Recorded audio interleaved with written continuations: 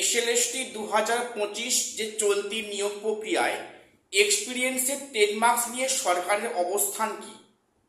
এটুকু তো পরিষ্কার যে এক্সপিরিয়েন্সের 10 মার্কস বাতিল হচ্ছে না।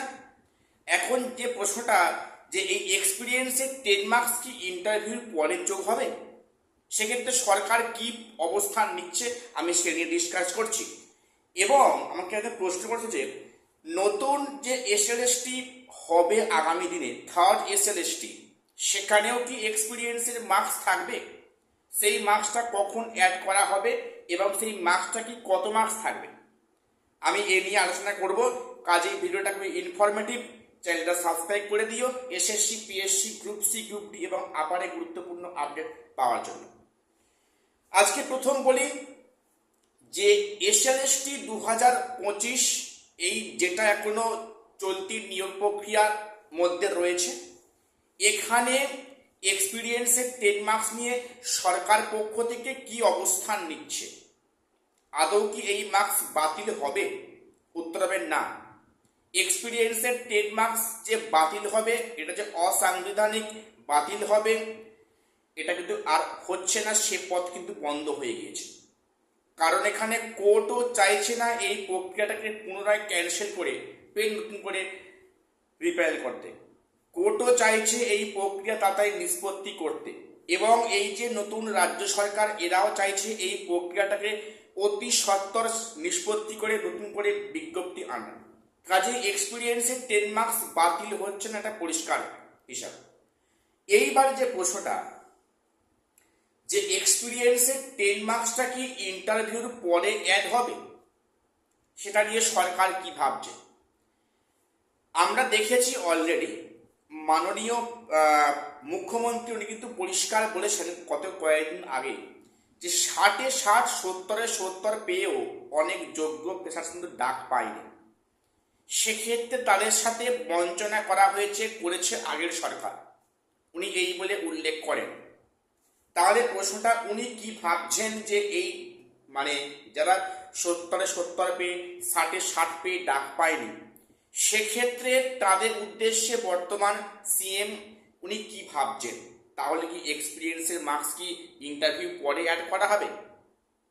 এখন এখানে পরিষ্কার একটা কথা বলে রাখি যে যেটা এসএলএসটি নবম, দশম এবং 11 দ্বাদশে গেজেটে উল্লেখ আছে, কিন্তু সেখানে পরিষ্কার বলা আছে, গেজেটটা পড়লে দেখবে যে সেখানে পরিষ্কার ইঙ্গিত যে এক্সপিরিয়েন্সের 10 মার্কস কিন্তু আফটার ইন্টারভিউ অ্যাড করতে হবে, এমনটা কিন্তু ইনডাইরেক্টলি বলা আছে।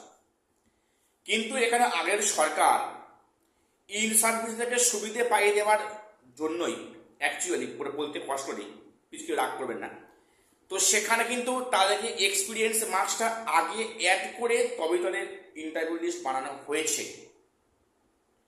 এবং এটা কিন্তু ফ্রেশারদের কাছে একটা খারাপ বিষয়, অনেক ফ্রেশাররা এর জন্য বঞ্চিত হয়েছে। তো সেখানে যে সমস্যাটা ফেস করছে যে অনেকে 60-এ 60 পেয়েও ডাক পায়নি, বা সেখানে 70-70 পেয়েও ডাক পায়নি, তাহলে সেক্ষেত্রে তাদের দোষ কোথায় ছিল? এবারে বলি বর্তমান সরকার এটা নিয়ে কি ভাবছে। প্রথম পয়েন্ট যদি বলি, এই সরকার ভাবছে, যেটা ঠিক করছে যে চলতি নিয়োগ প্রক্রিয়াটা কন্টিনিউ হচ্ছে, এসএলএসটি একাদশ, দ্বাদশ এবং নবম, দশম, সেক্ষেত্রে এই সরকার নতুন করে কোনো চেঞ্জেস নিয়ে এসে প্যানেলকে রিপ্যানেল করতে চাইছে না। এই সরকার চাইছে আগের এই যে নিয়োগটা কোনো রকমে পার হয়ে যাক, যে নতুন করে যে এসএলএসটি নিয়োগ হবে সেখানে এই সরকার তাদের মতো করে সেটাকে ফর্ম করবে। কাজেই অনগোয়িং প্রসেসে এই সরকার খুব একটা মাথা মনে হয় ঘামাবে না। আর সেক্ষেত্রে কোর্টও চাইছে যে এই প্রক্রিয়া দ্রুত নিষ্পত্তি করতে, আর টানতে চাইছে না। আমরা দেখলাম যে এক্সপায়ারি অফ প্যানেল কেস, যেখানে লিগ্যাল গ্রাউন্ড ছিল, সেখানে কিন্তু পরিষ্কার কোর্টের নির্দেশ যে না, এটা নিয়ে আর ডিটেন করলে হবে না। তাদের কোর্টের যুক্তিতে যেহেতু টেন্টেড লিস্ট তো আলাদা করেছি, তাহলে আবার এখান থেকে টেন্টেডটা কেন আসছে? অর্থাৎ কোর্টের পরিষ্কার নির্দেশ যে এই চলতি নিয়োগ নিয়ে আর কোনো ফার্দার কেস কাটাই যেন না হয়, যেন অহেতুক আর ডিলে না হয়। এবং সেক্ষেত্রে এই সরকারও সেটা চাইতে চায় যাতে করে এই নিয়োগ প্রক্রিয়াতে কোনো বাধা না থাকে, যেন এটা স্মুথলি নিয়োগ হয়ে যায়। পরের বার থেকে নিয়মকানুন চেঞ্জ করে তার মতো নিয়োগ করবে। কাজে এখানে প্রশ্নটা, তাহলে কি এক্সপিরিয়েন্সের মার্কস ইন্টারভিউ আগেই থাকবে? যেটা আমার মনে হয়, দেখো তোমরা আমার সাথে একমত না হতে পারো, কাজেই আমি আমার মতটা বললাম, যদি একমত না হও সেটা উল্লেখ করবে, আর একমত হলে উল্লেখ করবে। কিন্তু কেউ কেউ অকারণে ব্যক্তিগত আক্রমণটা প্লিজ করবে না, এটা কখনই কাম্য নয় যে কারোর সম্বন্ধে কোনো ব্যক্তিগত কোনো আক্রমণ করে।